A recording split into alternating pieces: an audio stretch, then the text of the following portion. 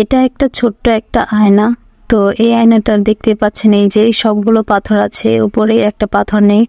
আর এই আয়নাটা মূলত কেমন জানি লাগছিল এই একটা পাথর পড়ে যাওয়াতে।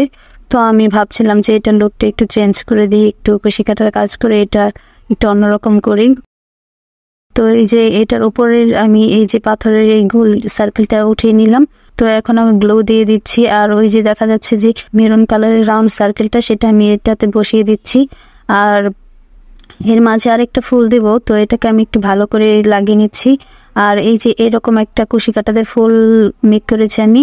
তো এই ফুলটা মূলত আমি কিভাবে মেক করেছি আর এই যে লিফটা মেক করেছি, দুটোটা একসাথে মেক করেছি। তো এটার ভিডিওটা আমি আমার ইউটিউব চ্যানেলে দিয়ে দিয়েছি যে কিভাবে মেক করেছি। তো এই ফুলটার সাথে আমি এই লিফটা ভালো করে লাগিয়ে নিচ্ছি একদম সুই সুতা দিয়ে।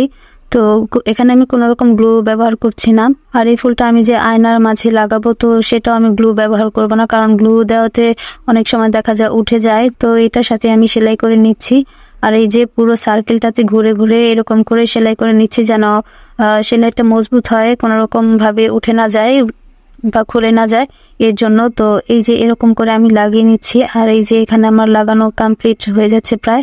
তো এভাবে করে আমি এই ছোট্ট সিম্পলি আয়নাটাকে একটু লুকটা চেঞ্জ করলাম। আর এই যে আমার এখানে সেলানো কমপ্লিট। তো এটাই ছিল এই আয়নাটার ফাইনাল লুক। কেমন হয়েছে জানাবেন অবশ্যই কমেন্টসে।